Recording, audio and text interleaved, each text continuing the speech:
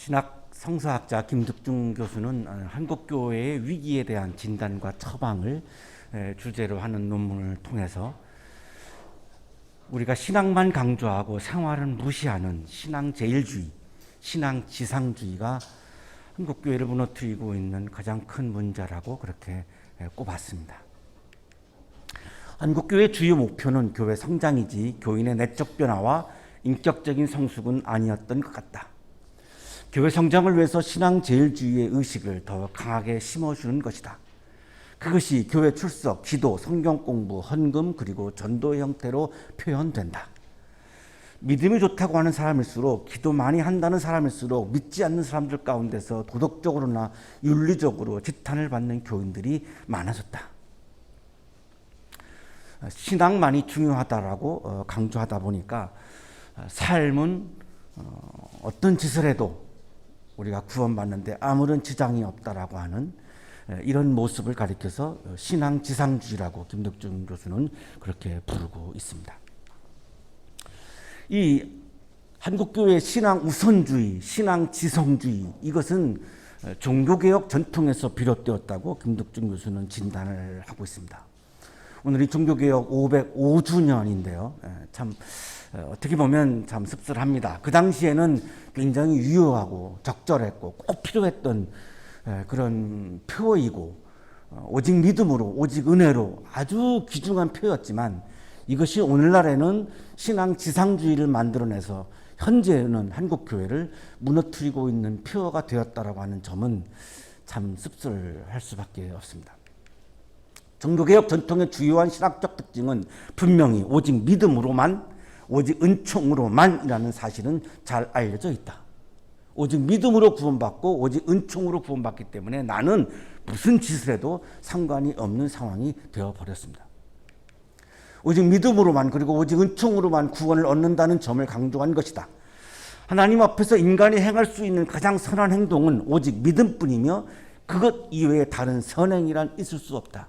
오직 믿음으로 오직 은총으로를 강조하게 되면 하나님 앞에서 우리가 해야 하는 선한 행동은 아무것도 있을 수가 없다라고 하는 지금 그런 표현입니다. 이런 입장은 자연히 한편으로는 은총만을 중요시하면서 인간의 행위나 선행을 배제하는 결과를 가져오게 되었다. 그래서 신앙은 좋은데 생활은 엉망진창인 우리 기독교인들을 그렇게 풍자하는 말들이 많이 나오게 되었습니다. 한국교회 지상주의는 오직 믿음으로 우리가 이미 칭의와 구원을 받았다고 강조하고 있고 우리 모두 대부분은 여기 있는 우리 모두는 그렇게 믿고 있습니다. 우리는 이미 칭의를 받았죠. 칭의라고 하는 것은 의롭다함을 받았다. 의롭다고 여김을 받았다. 하나님으로부터 내가 죄인인데 내가 의롭다고 여김을 받았다라고 하는 걸 justification, 칭의라고 부르는데 우리가 이미 다 칭의 받았다고 여러분 우리가 다 믿고 있습니다. 그럼 그 이후 어떻게 되느냐? 자동으로 나중에 죽으면 천국 간다까지도 우리는 다 지금 믿고 있습니다. 이것이 한국교회의 신앙지상주의가 계속해서 강조해왔던 그런 메시지였으니까요. 우리 모두는 다 지금 이러한 믿음 안에 사실은 존재하고 있습니다. 자, 그러다 보니까 우리가 말하는 거, 행동하는 거, 사는 거, 생활하는 거에서 거룩함에 대한 긴장감이 없습니다. 없어도 되죠. 어떤 말을 하든 어떤 생활을 하든 어떤 행동을 하든 막말을 하든 막 행동을 하든 내가 구원받는 거에는 아무런 시장이 없기 때문에 오히려 기독교인들이 비기독교인보다 더 막말한다, 더 엉터리 같은 생활한다라고 하는 비난을 받을 정도이니까요. 그것의 원인을 김득중 교수는 신앙지상주의에서 지금 찾고 있는 것입니다. 이런 도덕과 윤리의식을 상실해버린 초월주의적, 내세주의적 신앙에 우리는 빠져버렸다고. 이것이 한국교회가 무너지고 있는, 한국교회가 위기를 맞이하고 있는 가장 중요한 점이라고 논문을 통해서 김득중 교수는 이야기를 하고 있습니다. 오늘의 성서일과 본문은 종교개혁하면 떠오르는 그 유명한 칭의론에 관한 말씀입니다. 칭의론이라고 하는 것은 기독교의 교리 중에 하나이고 우리 교회는 사실 교리에 대한 설교를 거의 하지 않는 교회인데 오늘 본문은 칭의론을 말씀하고 있기 때문에 칭의론에 대한 설교를 하려고 합니다. 사도 바울은 이 칭의에 대해서 로마서와 갈라디아에서 아주 여러 번 표현을 했고 우리 모두는 어릴 때부터 이거를 아주 귀에 닳도록 들어왔기 때문에 잘 알고 있는 그런 말씀들입니다. 로마서 3장 24절입니다. 그리스도 예수 안에서 이루어진 속량을 통하여 하나님의 은혜로 값없이 의롭다함을 얻게 되었습니다. 값없이 의롭다, 칭의를 받았다라고 하는 거죠. 로마서 5장 1절입니다. 그러므로 우리는 믿음으로 의롭다 하심을 받았으므로 우리 주 예수 그리스도로 말미암아 하나님과 더불어 평화를 누리고 있습니다. 우리는 믿음으로 칭의를 받았다, 의롭다함을 받았다. 갈라디아서 2장 16절입니다. 그러나 사람이 율법을 행하는 행위로 의롭게 되는 것이 아니라 예수 그리스도를 믿는 믿음으로 의롭게 되는 것임을 알고 계속해서 바울은 믿음으로 우리가 칭의를 받는다, 의롭다함을 받는다를 계속해서 강조합니다. 거기에는 그만한 이유가 있습니다. 그 당시에는 할례로 우리가 칭의를 받는다라고 생각하는 사람들이 많았기 때문에 지금 믿음을 강조하고 있는 것이죠. 로마서 5장 9절입니다. 그러므로 지금 우리가 그리스도의 피로 의롭게 되었으니 과거죠. 이걸 헬라어 그리스어에서는 부정 과거 시제라고 부르는데요. 아직 정해지지 않은 과거를 말하는데 의롭게 되었으니 이미 우리는 칭의를 받았다. 우리는 이미 의로워졌다. 우리는 이미 죄 용서를 다 받았다. 그래서 우리는 그냥 자동으로 구원에 이른다라고 하는 논리가 여기서 성립이 되는 거죠.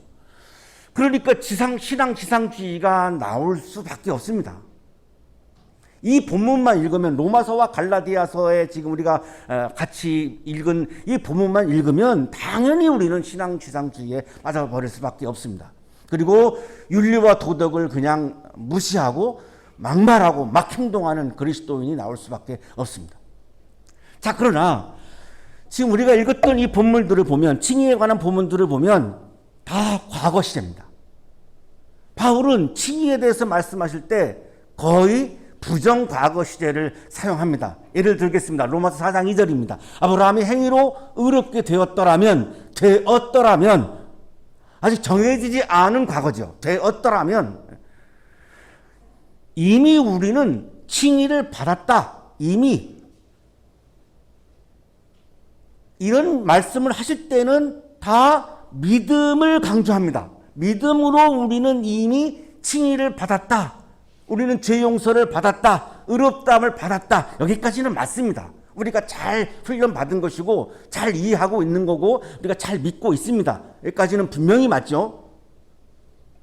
우리가 죄인이지만 믿음을 통해서 우리가 하나님에 의해서 의롭다함을 받았다. 맞는 말씀이죠. 이거 틀린 말씀이 아닙니다. 우리는 다 믿음으로 칭의를 받은 겁니다. 그러나 바울은 지나간 이미 이루어진 칭의만을 말씀하고 있지 않고 미래적 칭의도 말씀하고 있습니다. 우리가 이거를 간과한 것입니다. 최종 구원에 이르기 위한 미래의 칭의도 있다는 것입니다. 칭의가 이미 끝난 것이 아닙니다. 바울은 칭의는 계속해서 지금 우리가 이미 받았는데 아직도 계속 과정으로 이어져 가고 진행하고 있다라고 하는 겁니다. 아직 최종적인 칭의와 구원이 남아있다는 겁니다. 완전히 이미 끝난 것이 아니라는 겁니다. 이것이 바울이 이야기하는 미래적 칭의론입니다. 오늘의 성서 본문이 이 미래적 칭의에 관한 말씀이기 때문에 종교개혁 기념주의를 맞이해서 아마 이 본문을 우리에게 성서일과로 주시는 것 같습니다. 앞에서 우리가 이미 보았지만 칭의와 관련해서 바울은 계속해서 믿음으로 우리가 칭의를 받는다고 강조합니다. 자, 그런데 오늘 본문은 미래적 칭의를 말씀하고 있는데 과연 미래적 칭의를 말씀하실 때는 무엇을 바울이 강조하는가? 이것이 우리가 함께 주목해야 하는 부분이고 또 무너져가고 있는 한국교회가 오늘날의 종교개혁을 위해서 꼭 주목해야 하는 부분입니다. 그래서 오늘 본문은 우리들에게 굉장히 중요한 본문입니다. 오늘 성서일과 본문을 읽기 시작합니다. 그리스도께서 우리를 해방시켜 주셔서 자유를 누리게 하셨습니다. 그러므로 굳게 서서 다시는 종살이의 멍에를 매지 마십시오. 무엇으로부터? 예수님은 우리를 무엇으로부터 해방시킨 것일까요? 율법으로부터 해방시켰다는 겁니다. 하나님은 우리를 율법으로부터 해방시켰다는 겁니다. 자유를 줬다는 겁니다. 예를 들면 율법은 돼지고기를 먹지 말라고 규정합니다. 레위기 11장 7절 8절에 분명히 이렇게 율법이 기록되어 있습니다. 돼지는 굽이 두 쪽으로 갈라진 쪽발이기는 하지만 색임질을 하지 않으므로 너희에게는 부정한 것이다.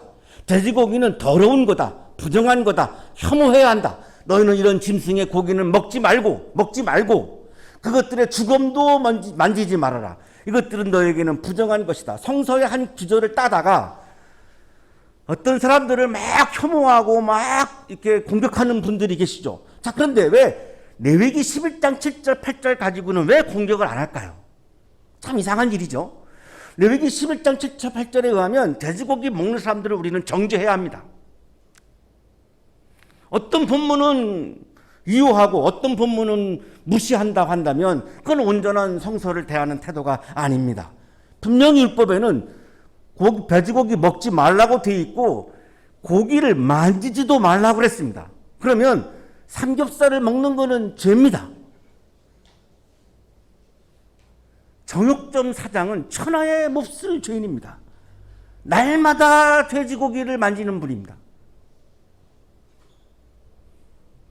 자, 그런데 예수님께서 우리를 이러한 율법으로부터 해방시켰다는 겁니다. 예수님께서 우리들에게 말씀하십니다. 너희도 아직 깨닫지 못하느냐? 밖에서 사람의 몸속으로 들어가는 것이 사람을 더럽히지 못한다는 것을 알지 못하느냐?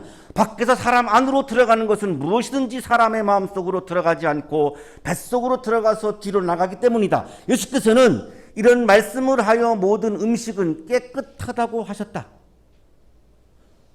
율법에서는 돼지고기를 먹지 말라고 되어 있는데 예수님은 모든 음식이 깨끗하다고 말씀하셨습니다. 이것이 바로 율법으로부터 우리에게 자유를 주시는 예입니다.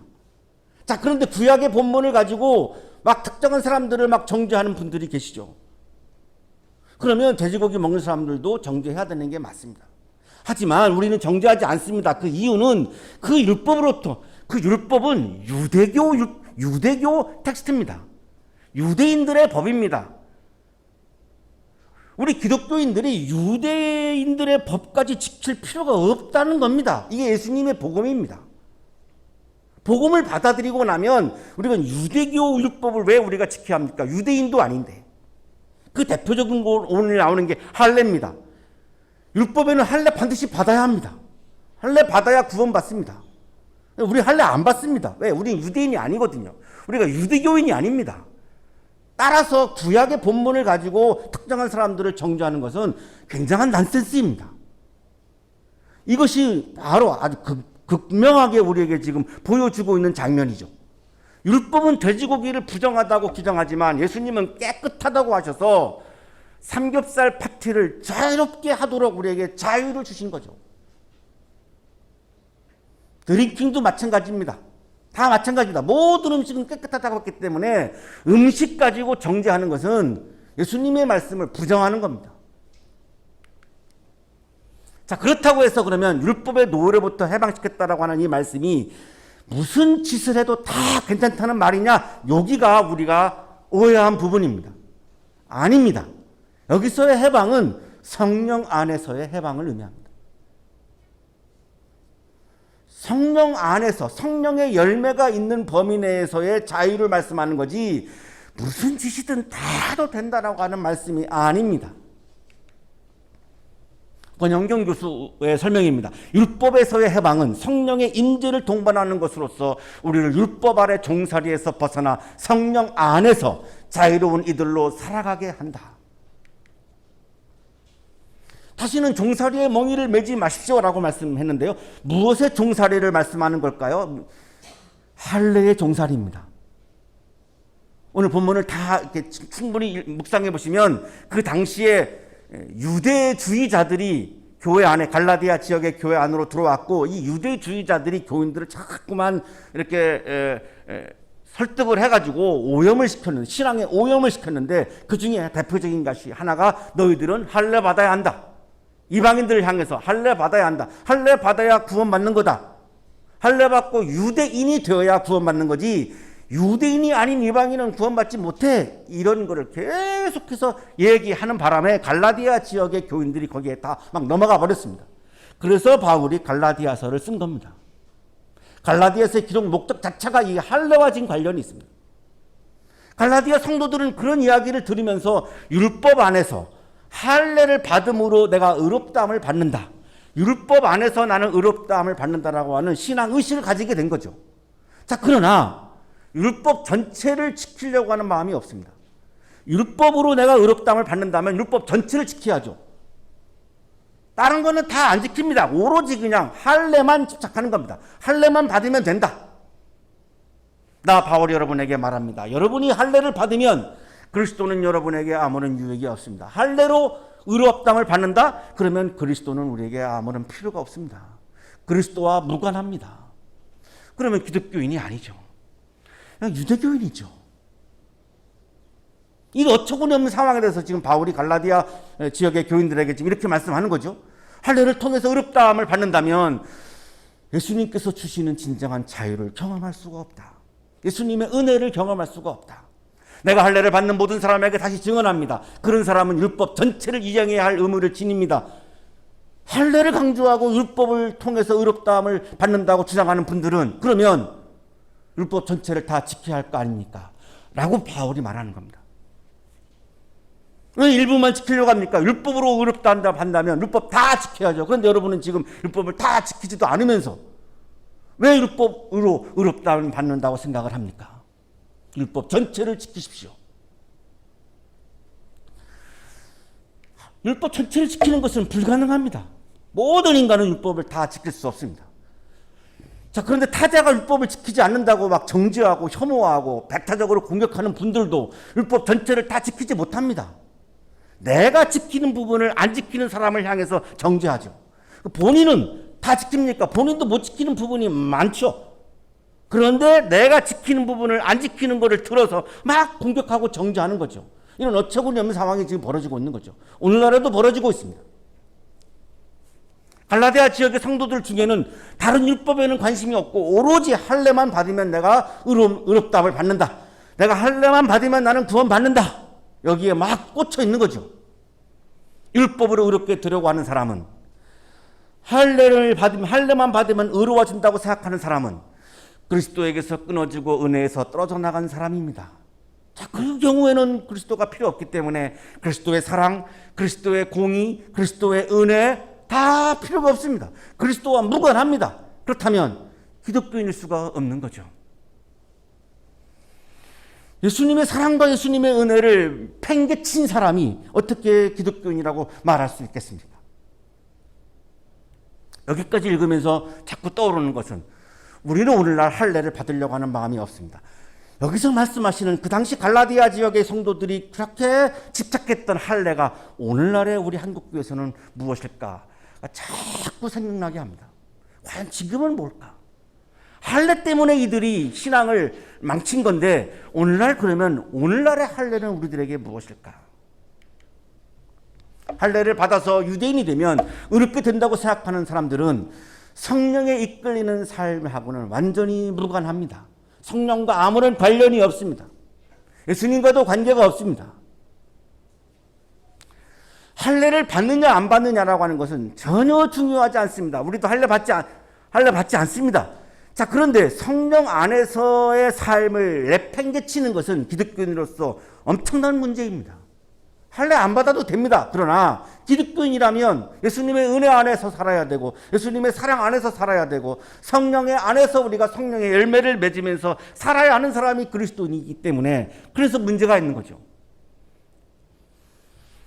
그러나 우리는 성령을 힘입어서 믿음으로 의롭다고 하심을 받을 소망을 간절히 기다리고 있습니다. 오늘 성서 1과 본문의 핵심 요절이 5절입니다. 5절, 6절입니다.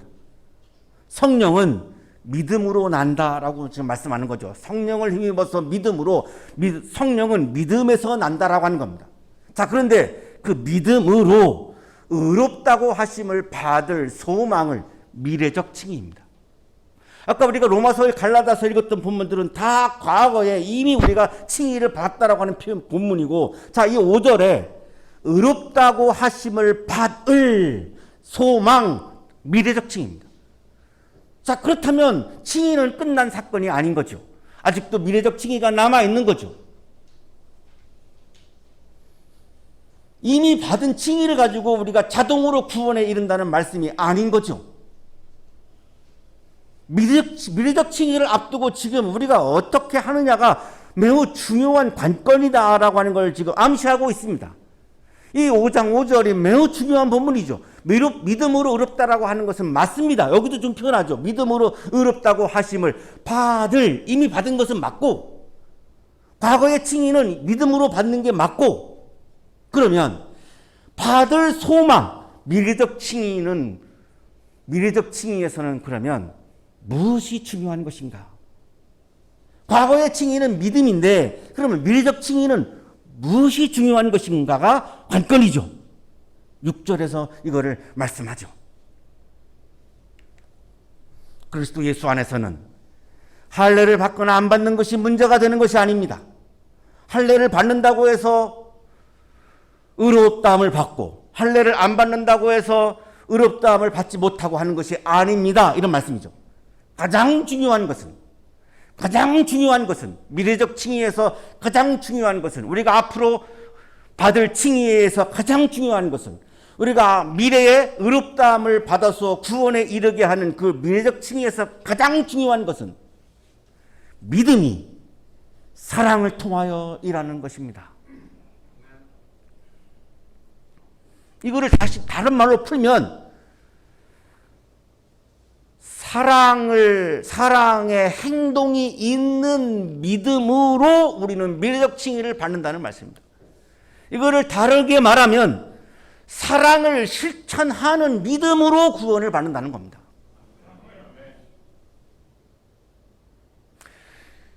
이 5장 5절 6절을 우리가 간과하고 미래적 칭의와 과거의 칭의를 우리가 구분하지 못하고 그냥 다 믿음으로 우리는 이미 칭의를 받아서 우리는 그냥 죽으면 다 구원받고 다 천국 간다라고 우리는 지금 믿고 있는 것인데 갈라디아서 5장 5절 6절은 그렇게 말씀하지 않습니다.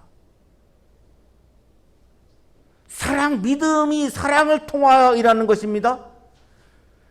사랑의 실천으로 인한 믿음, 사랑을 실천을 하는 믿음, 행위가 있는 믿음, 사랑을 행동하는 믿음, 사랑을 실천하는 믿음을 지금 분명히 말씀하시죠. 과거의 칭의는 이미 우리가 믿음으로 받았지만 미래의 칭의는 사랑을 실천하는, 사랑을 행동하는 믿음으로 우리가 칭의를 받는다고 말씀하는 겁니다. 할례와 무할례는 아무 관계가 없다는 거죠. 할례는 우리를 그런 미래적 칭의로 이끌어줄 힘이 거기에 없습니다. 사랑으로 행동하는 믿음이 우리를 미래적 칭의로 인도한다는 겁니다.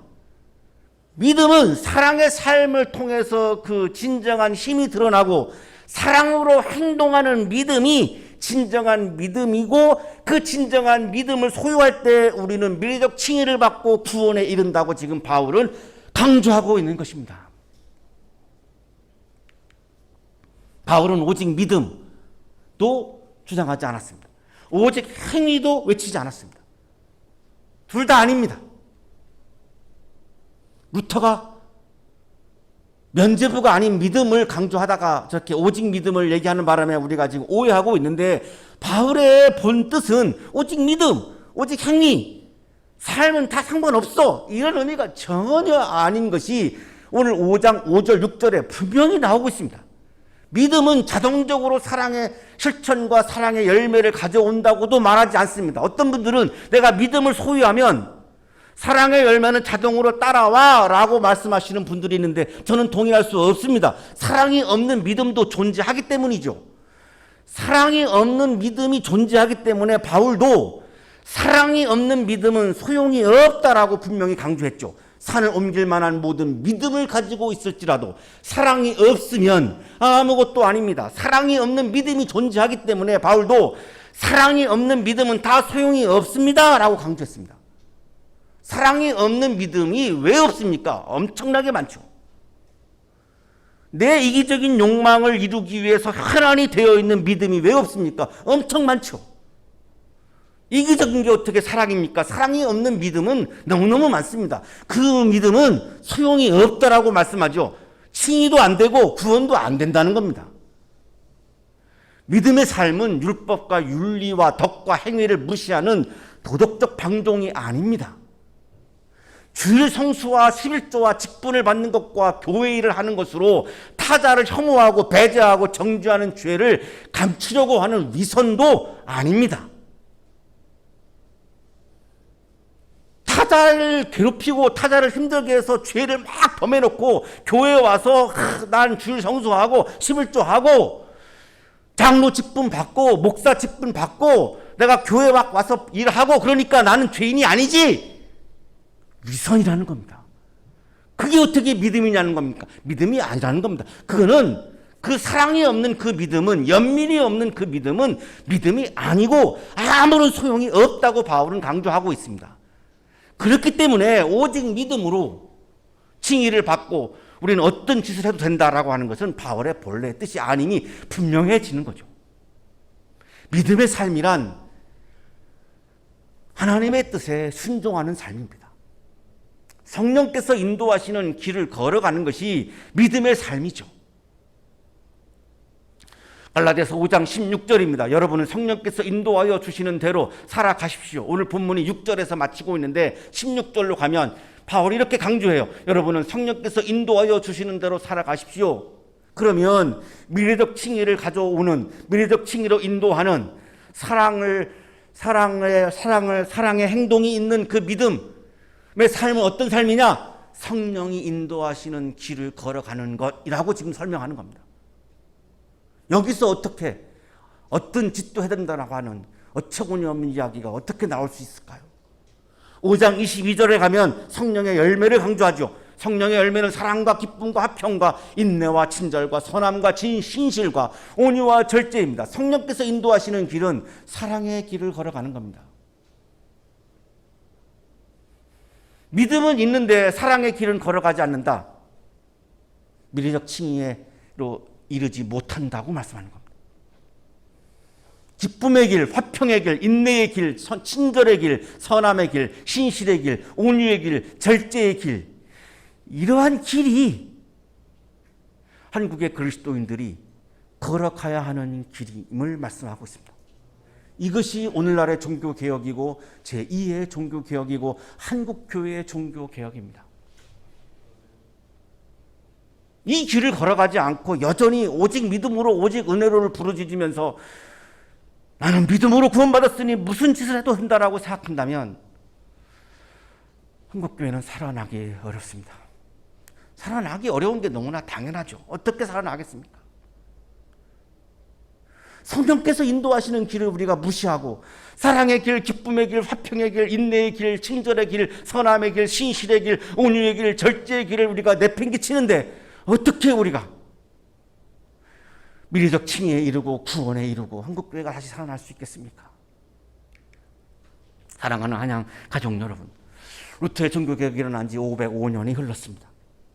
당시에 절실하고 유효했던 오직 믿음이라고 하는 표, 그 당시에는 그것이 너무나 절박하고 절실하고 옳았지만 오늘날 한국교회에서는 거룩한 삶을 무시하고 주님의 말씀에 대한 순종을 팽개치고 오직 믿음으로 오직 욕망을 채우려고 하는 한국교회를 무너뜨리는 표가 되고 말았습니다. 이제 우리는 다시 성소로 돌아가서 왜곡된 칭의론과 왜곡된 구원론에서 벗어나서 바른 성소적 구원의 길로 들어가야 하는 길목에 와 있습니다. 사랑으로 행하는 믿음, 사랑을 실천하는 믿음, 덕이 있는 믿음, 성령의 열매가 있는 믿음을 통해서 진정한 구원의 기쁨과 하나님 나라의 기쁨을 경험하는 여러분의 삶이 되시기를 간절히 축원합니다. 거룩하신 주님,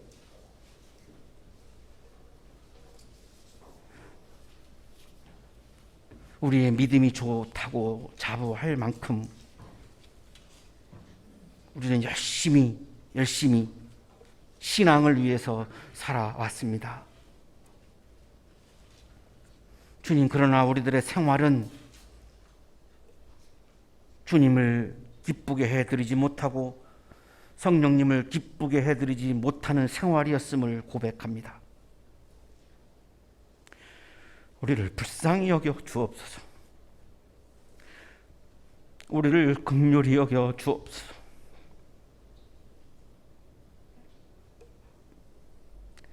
오직 믿음으로 나의 욕망을 채우려고 하는 욕망의 길에서 벗어나서